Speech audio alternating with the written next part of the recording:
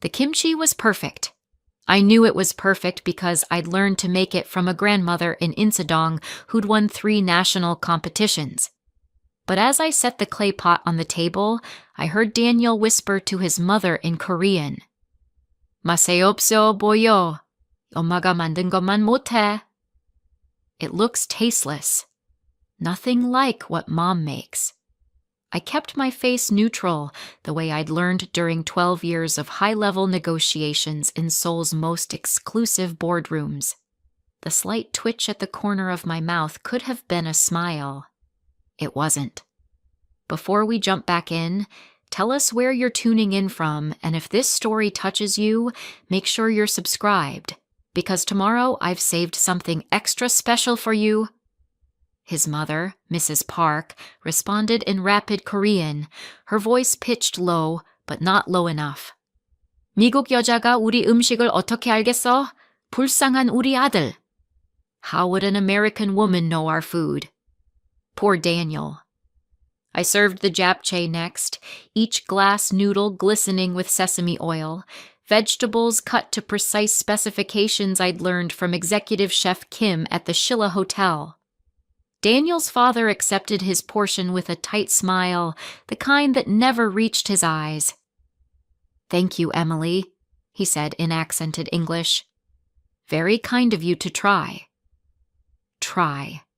As if I hadn't spent 6 months learning this specific recipe from a Michelin-starred chef who owed me several favors. As if I hadn't personally consulted on the merger that saved his restaurant group from bankruptcy. Before we begin the rest of this story, I want to take a moment to thank you for being here. If you're enjoying this journey of discovery and empowerment, consider subscribing. It's free and helps us continue sharing these meaningful stories. Now, let's continue. I'd met Daniel Park 18 months ago at a gallery opening in Manhattan. He'd been charming, sophisticated, fluent in both English and Korean. He worked in finance, he said, consulting for firms looking to expand into Asian markets. He seemed cultured, well-traveled, appreciative of nuance. What he didn't know, what I'd carefully concealed, was that I'd spent over a decade as the Chief Asian Strategy Officer for Meridian Global, one of the largest private equity firms in the world. Seoul had been my home base. I'd navigated the complexities of Korean business culture, learned the language until I dreamed in it, built relationships that had generated billions in successful deals. When my mother fell ill 2 years ago, I'd taken a sabbatical, relocating back to New York to care for her. After she passed, I decided to step back from the relentless pace, taking on selective consulting work. I'd been between major projects when I met Daniel, content to enjoy a quieter life for once. He'd pursued me with determination. Romantic dinners, weekend getaways, thoughtful gestures. 6 months in, he proposed. I said yes, charmed by what seemed like genuine connection. His family lived in Fort Lee, New Jersey, just across the bridge. Traditional Korean immigrants who'd built a successful dry cleaning business into a small chain. "Let's keep some mystery," Daniel had said early on, when I'd tried to discuss my career in detail. "I love discovering new things about you slowly." I'd thought it was romantic. Now, standing in my own kitchen while his family dissected my efforts in a language they assumed I couldn't understand, I recognized it for what it was. He'd never actually been interested in knowing me at all. "I jibdo Byalron," Mrs. Park murmured to her husband. "This house isn't much either." I glanced around my brownstone apartment in Brooklyn Heights. 3 bedrooms, original hardwood floors, a chef's kitchen I'd designed myself. The mortgage was paid off. I'd bought it cash 7 years ago with my first major bonus. The abstract painting above the fireplace was an original Yu Young-kook I'd purchased directly from the artist's estate in Seoul. "그래도 우리 아들한테는 좋지. 미국 여자랑 결혼하면 시민권 문제도 해결되고." Mrs. Park continued, "Still, It's good for our Daniel. If he marries an American woman, it solves the citizenship issues. My hand tightened around the serving spoon. Citizenship issues. Daniel had mentioned his work visa was complex, but he'd framed it as a minor inconvenience, nothing serious. Now his mother was discussing it as a primary benefit of our engagement. Daniel's younger sister, Christina, scrolled through her phone, looking bored. She was the only one who'd been consistently kind to me, though she spoke minimal Korean, having been born in the States. "This actually looks really good, Emily," Christina said, examining her plate. "Where'd you learn to make Korean food?" "Oh, YouTube, cookbooks," I said lightly, playing the role of the enthusiastic amateur. Just trying to learn about Daniel's culture. "YouTubero 배웠다," Mrs. Park laughed, sharing this information with her husband as if I'd confessed to learning surgery from cartoons. She learned from YouTube. Mr. Park made a non-committal sound, pushing the japchae around his plate. He took one polite bite, chewed slowly, and set down his chopsticks. Daniel leaned toward his mother, switching to Korean again. "다음 주에 엄마가 그냥 요리해줘. 얘는 한식 못 만들어." "Just cook for us next week, Mom." She can't make Korean food. Something cold crystallized in my chest. Not anger exactly, more like clarity, the kind of crystalline certainty I used to feel in negotiations when I finally understood someone's true position, their real motivations beneath the polite surface discussion. I served the bulgogi, each slice of beef caramelized to perfection, exactly as I'd learned from Master Butcher Choi in Majangdong Market. The marinade had taken 3 days of preparation, using ingredients I'd had specially imported from H-Mart's premium suppliers. "Smells interesting," Daniel said in English, giving me an encouraging smile, the same smile he probably used with subordinates at work, patronizing, performative. His father took a bite. His expression remained neutral, but I caught the slight widening of his eyes. The bulgogi was exceptional. I knew it was exceptional. I'd made this exact recipe for the CEO of Hyundai's grandson's wedding reception. "Masisne," Mr. Park said quietly to his wife. "This is good." "그래도 어디서 배웠을까?" Mrs. Park responded, skeptical. But where did she really learn this? Christina took a large bite and made an appreciative sound. "Okay, this is actually incredible. Emily, seriously, this is better than some restaurants." "She's being polite," Daniel said quickly in English, then switched to Korean for his parents. "크리스티나는 매운 것만 좋아해서 뭐든 맛있다고 해. Christina will eat anything spicy and call it delicious." I brought out the last dish, homemade mandu, dumplings I'd folded that morning while Daniel was at work. 48 of them, each pleated with 18 perfect folds. The filling was a carefully balanced mixture of pork, kimchi, tofu, and glass noodles, seasoned with a technique I'd learned from a grandmother in Bukchon Hanok village who'd been making dumplings for 60 years. Mrs. Park picked one up, examined it critically, and took a small bite. I watched her face carefully, reading the micro-expressions I'd trained myself to catch during countless business dinners in Seoul. Surprise, pleasure, then quickly suppressed satisfaction, replaced by studied indifference. "Gwingsetni," she admitted grudgingly to her husband. "It's okay. It wasn't okay. It was perfect, and she knew it." "Yaleso, Yobo," Mr. Park said to me in Korean, his first direct address in his native language. "Good job, dear." I smiled, letting them think I appreciated the compliment without understanding the words. In reality, I was listening to his tone, his word choice. Polite, but surprised. He hadn't expected competence. Daniel stood abruptly. "I'll help you clear, Emily." In the kitchen, Away from his family, he wrapped his arms around me from behind. Thank you for trying so hard with them. I know my mom can be tough. It's fine, I said, rinsing plates. I want them to like me. They do, he assured me. They're just traditional. You know how immigrant parents are. I did know. I knew exactly how Korean parents were. I'd been adopted into enough business families in Seoul to understand the dynamics intimately.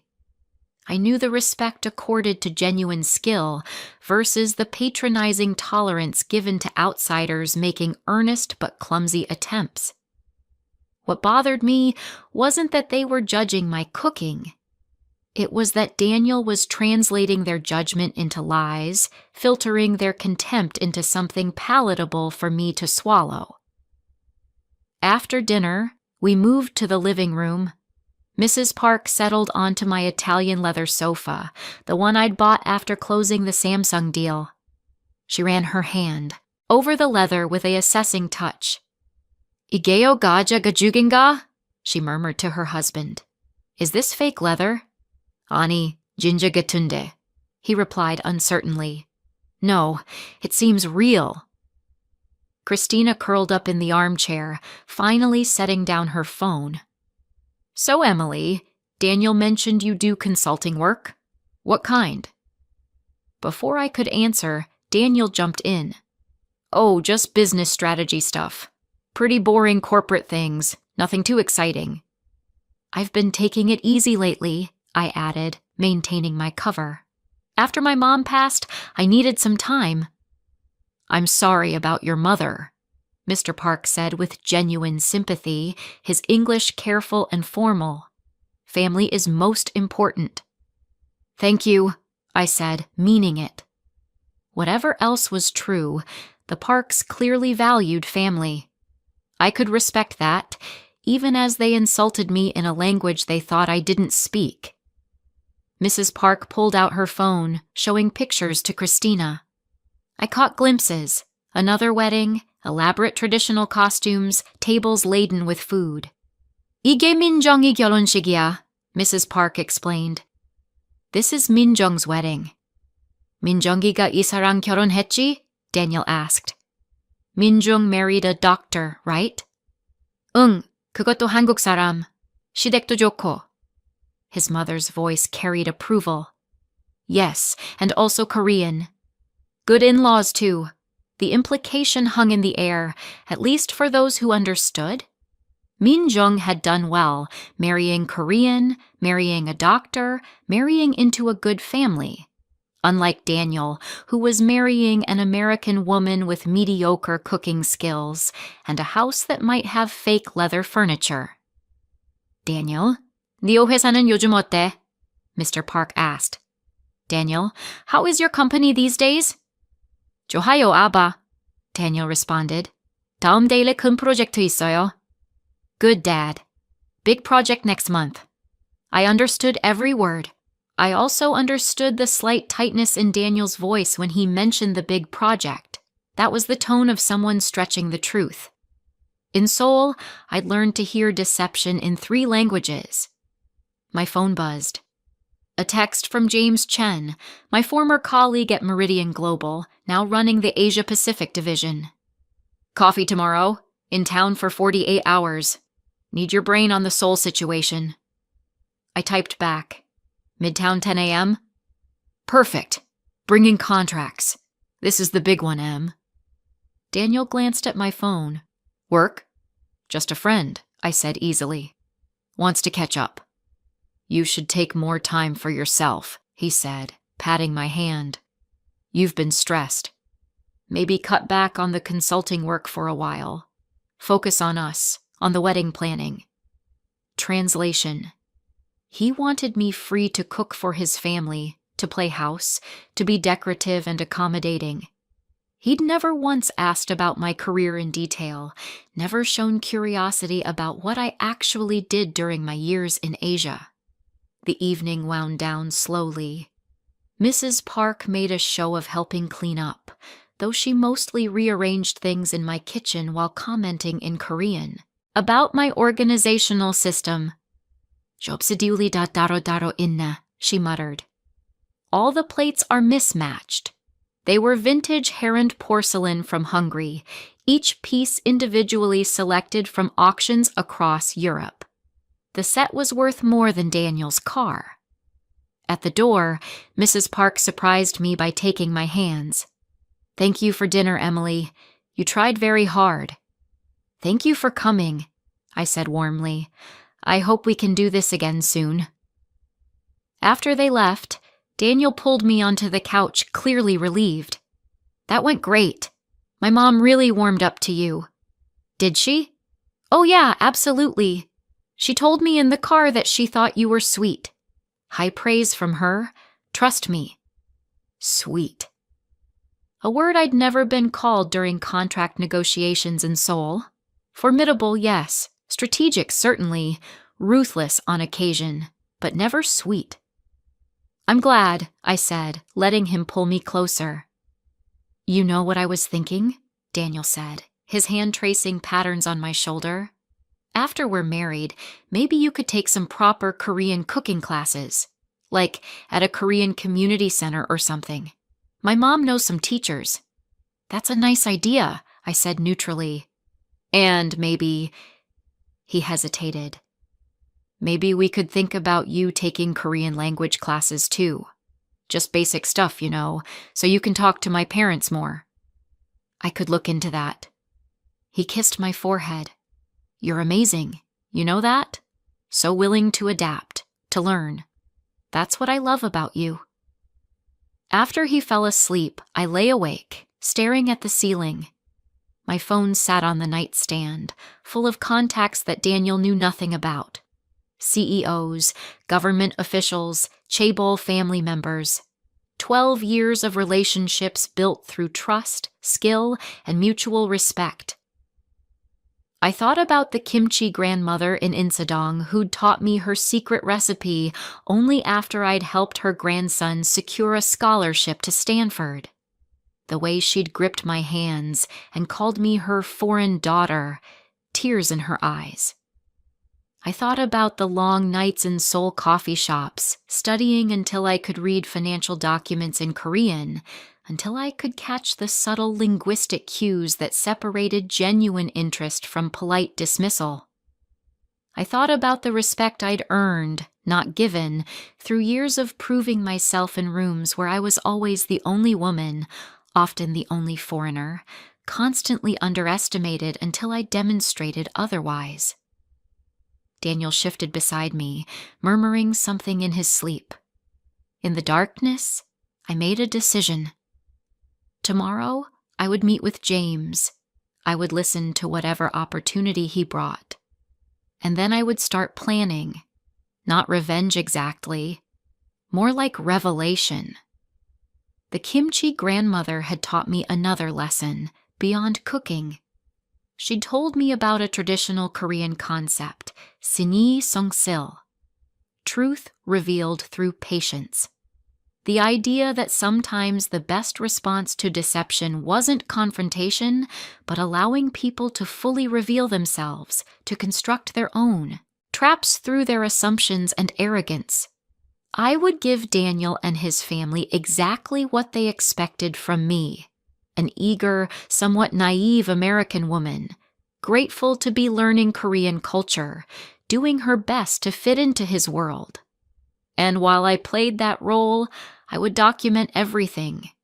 Every disparaging comment in Korean they thought I couldn't understand. Every assumption they made about my capabilities, my worth, my background. The Parks wanted a traditional Korean wedding. I would give them one. The most elaborate, expensive, precisely traditional Korean wedding they'd ever seen. Every detail perfect, every tradition honored exactly as it should be. And at that wedding, in front of all their friends and family, in the most formal Korean I could command, I would reveal exactly who I was, what I'd done, where I'd been, the respect I'd earned in their own country, while they'd been building their dry cleaning business in New Jersey. But first, I needed to know more about Daniel's visa situation, about his real career status, about what else he was hiding behind that charming smile and those convenient translations. I picked up my phone, scrolling through my contacts until I found a name. Superintendent Kim, a connection from my Seoul days, who now ran a private investigation firm specializing in international background checks. We'd worked together on due diligence for several major acquisitions. The text I sent was in Korean. 오빠, 미국에서 배경 조회 가능해요? 급해요. Oppa, can you do a background check in the US? It's urgent. His reply came quickly despite the time difference. 에밀리, 물론이지. 누구 조사해? Emily, of course. Who are we investigating? I hesitated only a moment before typing, 셰야곤자. My fiancé. 3 dots appeared, then, 무슨 일 있어? What happened? 아직 몰라요. 그래서 확인하려고. Don't know yet. That's why I'm checking. 내일 전화할게. 필요한 정보 보내. I'll call tomorrow. Send what you need. I sent Daniel's full name, date of birth, and employment information, at least what he'd told me. Then I set down the phone and closed my eyes. Daniel thought he was marrying a sweet, somewhat unsuccessful consultant who made mediocre Korean food and owned a modest house she probably couldn't really afford. His family thought they were graciously accepting an American woman into their traditional Korean family, doing her a favor by teaching her their superior culture. They had no idea who I actually was, what I'd built, what I was capable of. The Korean grandmother in Insadong had told me another saying, the day I'd finally mastered her kimchi recipe. 호랑이는 죽어서 가죽을 남기고 사람은 죽어서 이름을 남긴다. A tiger dies and leaves its skin. A person dies and leaves their name. She'd meant it as encouragement, about building a legacy through integrity and skill. But as I lay in the darkness, listening to Daniel's peaceful breathing, I thought about a different interpretation, about how sometimes people revealed their true nature, their real skin, only when they thought no one was watching, no one could understand, and about how names, reputations, could be built or destroyed by truth. I thought I'd left behind the ruthless world of high-stakes business when I came back to New York. Thought I'd found something simpler, more genuine with Daniel. How naive that seemed now. Outside, rain began to fall, pattering against the windows of my brownstone. My brownstone, bought with money I'd earned through 12 years of excellence in a country where Daniel's family thought I couldn't even properly cook their food. Tomorrow, I would start gathering information about Daniel, about his family, about everything they'd been hiding behind language barriers and polite lies. But tonight, I would sleep. Because I'd learned another lesson in Seoul. Patience was the most powerful weapon in any negotiation, and this, I was beginning to understand, was the most important negotiation of my life. The kimchi in my refrigerator would continue fermenting overnight, developing deeper complexity, becoming more perfect with time. Some things, the grandmother had taught me, couldn't be rushed. They required patience, proper technique, and the right conditions. Revenge was like that too. Or rather, as I preferred to think of it, revelation, truth, justice. It would require patience, proper technique, the right conditions, and I had all 3. Daniel shifted again, his arm falling across my waist. In his sleep, he looked peaceful, innocent almost. I wondered if he felt any guilt about the lies, the mockery, the casual contempt he and his family had shown tonight. Probably not. People rarely felt guilty about what they believed they were getting away with. My last thought before sleep claimed me was a Korean phrase the kimchi grandmother had taught me, one she said her own mother had taught her. Ganeun mali gawaya oneun mali gobda. Kind words return with kind words. But it also meant the opposite. Cruel words would eventually return with cruel consequences. Daniel and his family had spoken many words tonight in a language they thought was a secret code, a private channel for their judgment and disdain. They would learn that secrets, like kimchi jars, had a way of opening when the timing was right, releasing everything that had been fermenting inside. And sometimes, that release was pungent enough to clear an entire room.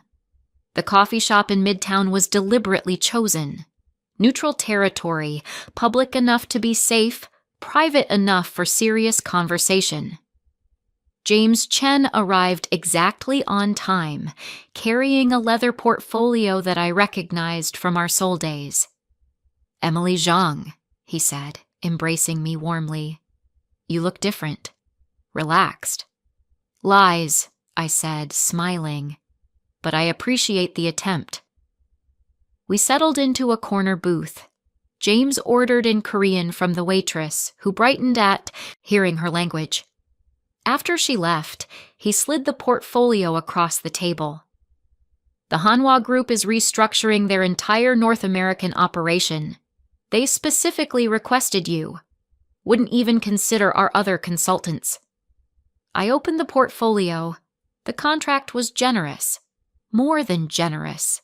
6 months in Seoul, full executive authority, compensation that would make Daniel's annual salary look like pocket change. "Chairman Kim's son remembered you," James continued. "Said you were the only American who ever beat him at Hwatu and understood why losing that game mattered more than the money." I smiled, remembering.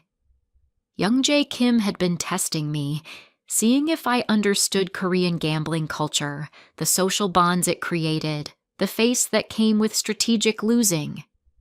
I'd played perfectly, losing exactly enough to show respect while winning enough to demonstrate skill. "There's something else," James said, his voice dropping. "I did some asking around. Your fiancé, Daniel Park, he worked for one of our competitors, right?" "Supposedly. Emily." James leaned forward. "He was let go 8 months ago. Performance issues and some questions about client expenses. He's been freelancing since, mostly minor consulting gigs, nothing stable." The coffee tasted suddenly bitter. 8 months? And his visa status is complicated. He's been in the country on an H-1B that's tied to employment he no longer has. He's basically been in a gray area, hoping to either find new sponsorship or— James paused delicately. "Find another solution to his immigration status.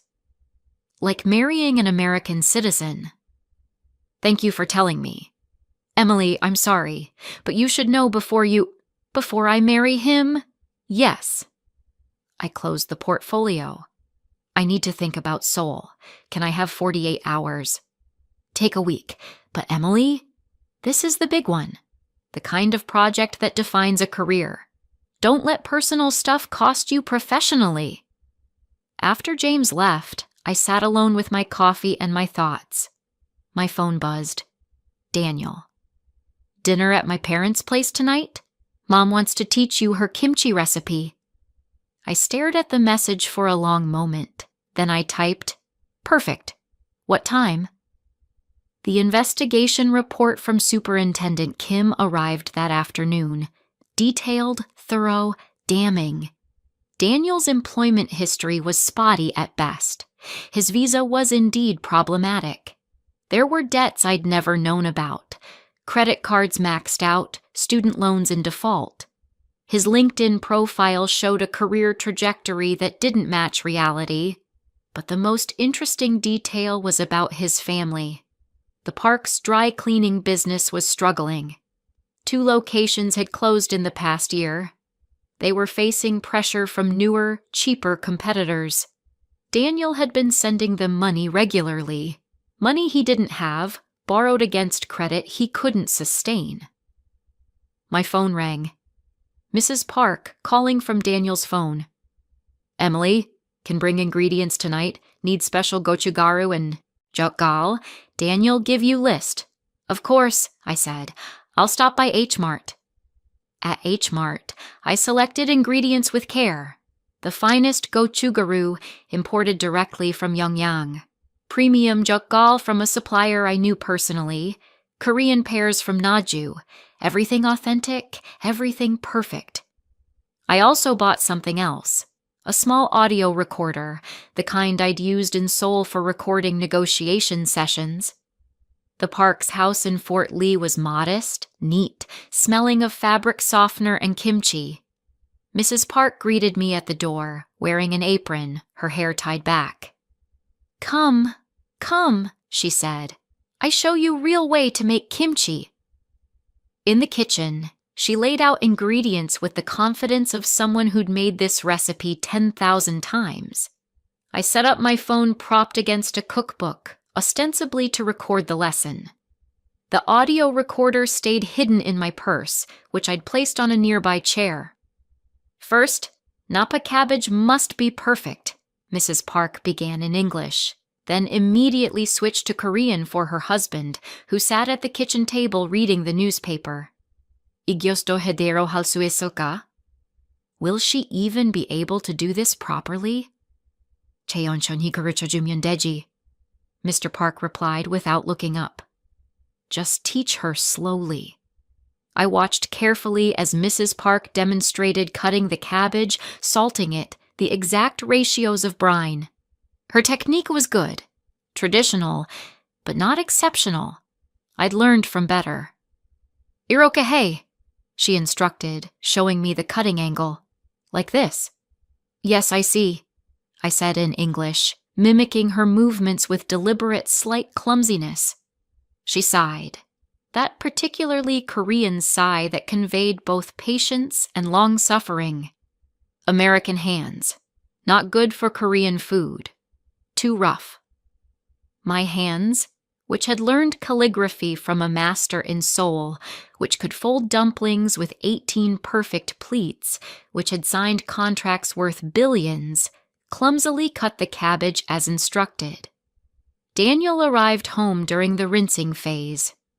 Hey babe, Mom's teaching you the secret recipe? She's very patient, I said, smiling. 미국 사람들은 우리 음식 감각이 없어, Mrs. Park said to Daniel. Americans don't have the sense for our food. 엄마, 천천히 가르쳐 주세요, Daniel replied. Mom, please teach her slowly. She's doing great, Mom, he added in English, kissing my cheek. The seasoning phase was where Mrs. Park really demonstrated her knowledge. She mixed the gochugaru with fish sauce, garlic, ginger, explaining each step in broken English while providing commentary in Korean. 이 정도는 해야 시댁에서 무시 안 받지, she muttered to her husband. She needs to be at least this good so she won't be looked down on by in-laws. The irony was so sharp I almost laughed. She was teaching me to avoid shame from in-laws while actively shaming me herself. Daniel says you want traditional Korean wedding, Mrs. Park said, massaging the seasoning into the cabbage. Very expensive. Sure you can afford? We'll figure it out together, I said. Daniel's job very good, she continued. But wedding cost maybe $40,000, $50,000. Traditional hanbok, photographer, food, hall rental. Very expensive. I noticed Daniel shift uncomfortably. Mom, we haven't decided on budget yet. 니오 회사 괜찮은 게요 맞지? Mrs. Park asked him directly. Your job is okay, right? 네, 괜찮아요, Daniel said quickly. Yes, it's fine. But I heard the strain in his voice. The same strain James had mentioned. The sound of someone barely holding together a facade.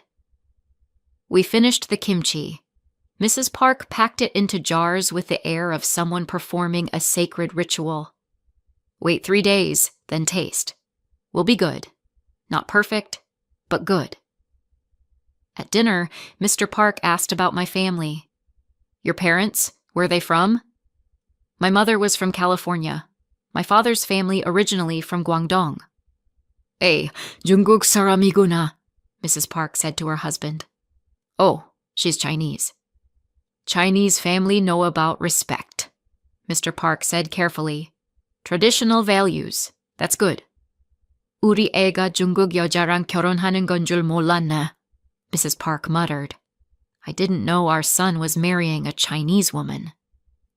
Mom thinks you'll understand family values, Daniel translated, sanitizing her words, since you're Asian American. After dinner, Christina pulled me aside in the hallway. Hey, can I talk to you privately? We stepped into her old bedroom, now a storage space with a twin bed. Christina closed the door. Look, I don't speak much Korean, but I hear the tone, you know. She looked uncomfortable. The way they talk about you, it's not kind. And Daniel just goes along with it. I appreciate you telling me. He's my brother and I love him, but... She hesitated. He's always been like this. Good at showing people what they want to see. He told my parents you're some kind of corporate executive, super successful. Told you that we're this perfect traditional family. It's all performance. What's the truth? Christina sat on the bed. The truth is we're broke. The business is failing. My parents are drowning in debt. Daniel's been trying to help, but he lost his job and won't tell them because they'll be devastated. They've got all their hopes pinned on him being this big success story. And where do I fit into this? You're stable, American citizen, own your own home. They think you'll be the safety net. She looked at me directly. I'm telling you this because you seem genuinely nice, and you don't deserve to be used. I sat beside her. Thank you, Christina. Really. Are you going to call off the wedding? I don't know yet, I said honestly. But I promise, whatever I decide, I'll make sure you're okay. That night, alone in my brownstone, I listened to the audio recording. Every disparaging comment, every assumption, every lie translated into false comfort. Daniel's voice assuring me his mother approved while she literally discussed my inadequacy in Korean. I opened my laptop and began composing an email to James Chen. I'll take the Seoul contract, but I need one favor first. The next 2 weeks moved quickly. I accepted the Hanwha project, signed the contracts, began preparations. I also planned a dinner party, a proper Korean feast for Daniel's family and their closest friends, an engagement celebration. This is ambitious, Daniel said nervously, looking at the menu I'd planned. Are you sure you can handle all this? Your mom's teaching helped so much, I said. I want to show her what I learned. The invitations went out to 20 guests, the Parks' friends from church, their business associates, family members I'd been introduced to briefly. All Korean, all expecting a somewhat awkward American attempt at their cuisine. I hired servers, rented traditional Korean tableware, transformed my brownstone into a proper Korean dining experience. I also hired a videographer, ostensibly to document our engagement celebration. The morning of the dinner, I received a message from Chairman Kim of Hanwha Group. Emilry, 축하해요. 다시 서울에서 일하게 되어 기쁩니다. Emily, congratulations. I'm happy you'll be working in Seoul again. I responded. 감사합니다, 회장님. 곧 뵙겠습니다. Thank you, Chairman. I'll see you soon. Guests began arriving at 7. The Parks came early, Mrs. Park immediately heading to the kitchen to supervise. She stopped in the doorway, staring. The kitchen was a professional operation. Every dish in various stages of preparation, each executed with precision. Kalbi marinating in traditional earthenware. Japchae cooling on marble slabs. Kimchi from my own fermentation, not the batch she'd watched me make. Pajeon batter resting. Banchan in neat rows. Kongnamul, seasoned spinach, braised lotus root, marinated quail eggs. Nuga igilda mandalaso? Mrs. Park asked, shocked. Who made all this? Emily's been cooking since dawn, Daniel said proudly, though he looked surprised himself. He hadn't seen this level of preparation. The guests arrived to a home transformed. Traditional Korean music played softly. The table was set with premium Korean porcelain. Everything was perfect, from the placement of chopsticks to the arrangement of flowers. We sat for dinner. I served each course myself, explaining in English the origin and preparation of each dish. The guests ate, and I watched their faces, the surprise, the pleasure, the confusion about how an American woman could execute Korean cuisine at this level. This is restaurant quality, one of Mrs. Park's friends said in Korean. Where did she learn this? She's very dedicated, Daniel said in Korean, taking credit by proximity. After the main courses, I stood. Before dessert, I wanted to share something with you all. Daniel looked at me curiously. Babe, I want to thank Mrs. Park for trying to teach me Korean cooking, I said. Though I should confess, something. The room quieted. I switched to Korean. Perfect, fluent Korean. 저는 사실 한국말을 할 수 있습니다. 그리고 서울에서 12년 동안 일했습니다. I can actually speak Korean, and I worked in Seoul for 12 years. Mrs. Park's face went white. Daniel's chopsticks clattered onto his plate. I continued in Korean, my voice calm and clear. I was the Chief Asian Strategy Officer for Meridian Global. I lived in Seoul, worked with major companies, learned Korean culture not from YouTube, but from masters in their fields. The kimchi grandmother in Insadong, Executive Chef Kim at the Shilla Hotel, Master Butcher Choi in Majangdong Market. The room was silent except for my voice. I understood every word you said about me, every criticism about my cooking, my home, my worth, every comment about how marrying me would solve Daniel's visa problems. I looked at Daniel. I also learned that you lost your job 8 months ago, that you're drowning in debt, that your visa status is precarious, and you saw marriage to me as a solution rather than a commitment. Emily, Daniel started, his face red. 저는 이해합니다, I continued in Korean. I understand. I understand family pressure. I understand struggling financially. I even understand being afraid to tell the truth. What I don't understand is the disrespect, the mockery, the assumption that I was too ignorant to know better. Mrs. Park found her voice. You speak Korean? 유강하게요, I replied, fluently. Mr. Park looked between me and his son, understanding dawning on his face. I switched back to English for Christina's benefit. I've been offered a position as lead consultant for Hanwha Group's North American restructuring. 6 months in Seoul, executive authority, the kind of project that comes once in a career. I've accepted. I looked at Daniel. I'm calling off our engagement. Not because I don't care about you, but because our relationship was built on lies. You lied about your job, your visa situation, your intentions. Your family mocked me in a language they thought was a secret code, and you translated their contempt into false comfort, making me complicit in my own disrespect. You manipulated us, Daniel said angrily, finding his voice. You lied too.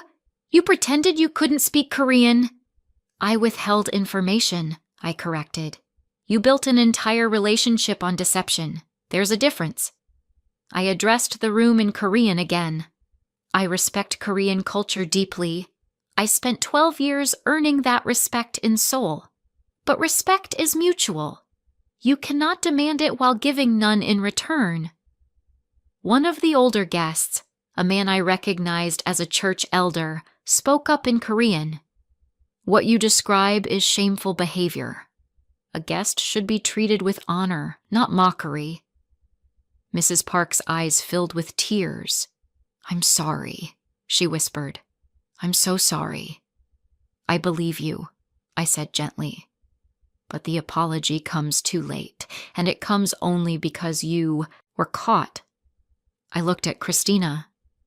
Your sister tried to warn me. She showed integrity that I haven't seen from the rest of your family. Christina looked stunned but grateful. The food tonight was a gift, I said. Every dish prepared with the respect and skill I learned in Korea. Consider it my goodbye. There's no bill, no expectation, just a reminder that assumptions about people based on their background or appearance are usually wrong. I began clearing the dishes. The videographer, whom the family had assumed was simply documenting the party, had recorded everything. Every word in Korean and English. The guests began leaving quietly, several stopping to apologize to me, to compliment the food, to express shame at what they'd witnessed. Mr. Park approached me in the kitchen. "You are a remarkable woman," he said in Korean. "My son is a fool. Your son is scared," I replied. "Fear makes people do foolish things, but it doesn't excuse disrespect." After everyone left, Daniel remained. We sat in my living room, in my house, surrounded by my things earned through my career that he'd never bothered to learn about. "I did love you," he said quietly. "That wasn't fake." "Maybe," I said. "But you loved a version of me that you invented. You never asked who I really was because you didn't want to know. You wanted someone convenient, uncomplicated, someone who would solve your problems without creating new ones. What happens now? I'm going to Seoul. You're going to figure out your visa situation, your career, your life. Maybe you'll learn that people aren't tools to be used, but individuals to be respected. And us?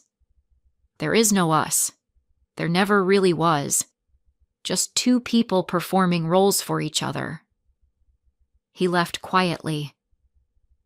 I locked the door behind him and returned to my kitchen, where Christina had stayed behind to help clean. "That was the most badass thing I've ever seen," she said, scrubbing a pot. "I can't believe you speak Korean like that." "Your family isn't bad people," I said. "They're just scared and struggling, and fear makes us cruel sometimes. They were horrible to you. Yes, but now they'll remember that cruelty has consequences. That's worth something." We finished cleaning in comfortable silence. Before Christina left, she hugged me tightly. "Thank you for being kind to me, even when everyone else wasn't kind to you. You were honest when no one else was. That matters." Alone finally, I poured myself a glass of soju and stood in my kitchen, where I'd prepared a feast worthy of the skills I'd earned, the respect I'd commanded, the life I'd built. My phone buzzed. A message from the kimchi grandmother in Insadong sent through KakaoTalk. "Emily, 잘했어. 호랑이는 죽어서 가죽을 남기고 사람은 죽어서 이름을 남긴다. Emily, well done. A tiger dies and leaves its skin. A person dies and leaves their name."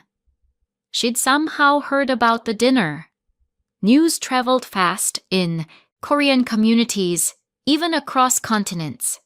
I responded, "할미언이 대역분이에요. 가르쳐주셔서 감사합니다." "Thanks to you, grandmother. Thank you for teaching me." "니오는 좋은 학생이었어. 그리고 더 좋은 사람이야." "You were a good student. And you're an even better person." 3 weeks later, I landed in Seoul. The city embraced me like an old friend. The sounds, the smells, the rhythm of life I'd missed more than I'd realized. Chairman Kim met me personally at Hanwha headquarters. "Jang Yang," he said, using my Korean name. "Welcome home." "Home," I repeated, tasting the word. And it was. Not because I was Korean, but because I'd earned my place here through respect, skill, and genuine connection. Because I'd learned that culture wasn't about blood or birthplace, but about the effort you made, the respect you showed, the bridges you built. The work was challenging, exciting, exactly what I needed. I fell back into the rhythm of Seoul life. Early morning coffee from the street vendor who remembered my order, evening walks along the Cheonggyecheon stream, weekend dinners with old colleagues who welcomed me back without question. One night, 6 months into my contract, I received an unexpected email. From Christina. Dear Emily, I wanted you to know that Daniel finally told my parents the truth about his job. They were upset, but they're helping him figure things out. My mom asks about you sometimes. She regrets how she treated you. I know you probably don't care, but I thought you should know. Also, I applied to graduate school for international relations. You inspired me to think bigger than I was. Thank you for that. I hope Seoul is treating you well. You deserve happiness. Christina. I read it twice, then responded, Dear Christina, thank you for the update. I'm glad your family is facing things honestly now. Please tell your mother that I hold no grudge. People do better when they know better. I'm proud of you for pursuing graduate school. You have integrity and courage. Those qualities will take you far. If you ever come to Seoul, look me up. I'll show you the real city. Emily. I saved the email and closed my laptop, looking out over the Seoul skyline glittering in the night. Somewhere in that city, the kimchi grandmother was probably preparing tomorrow's batch, her hands working through the same motions they'd made for 60 years. Somewhere, Master Butcher Choi was breaking down the day's final orders, precision in every cut. Somewhere, Executive Chef Kim was training a new generation of cooks, teaching them that excellence required both technique and heart. And here, in my temporary apartment overlooking the Han River, I was exactly where I belonged. Not because I'd defeated anyone, not because I'd gotten revenge, but because I'd refused to accept disrespect while maintaining my own dignity. The kimchi in my refrigerator, made from the grandmother's recipe, with ingredients I'd sourced myself, was perfect. Not because it followed rules, but because it honored tradition while making it my own. That, I'd learned, was the real lesson. Not about language or cooking or cultural expertise, but about knowing your worth and refusing to diminish yourself for anyone's comfort. I raised my glass of soju to the city lights, to the lessons learned, to the self I'd reclaimed. Jeonbae, I whispered. Cheers. To truth, to respect, to finding home not in places or people, but in honoring yourself. The kimchi grandmother had been right all along. A tiger dies and leaves its skin. A person dies and leaves their name. I'd made sure my name would be remembered with respect. Not just in Seoul's boardrooms, but in one small kitchen in Fort Lee, New Jersey, where a family would forever remember the American woman they'd underestimated. And that, more than any revenge, was worth celebrating. The end. Up next, you've got 2 more standout stories right on your screen. If this one hit the mark, you won't want to pass these up. Just click and check them out. And don't forget to like, subscribe, and turn on the notification bell so you don't miss any upload from us.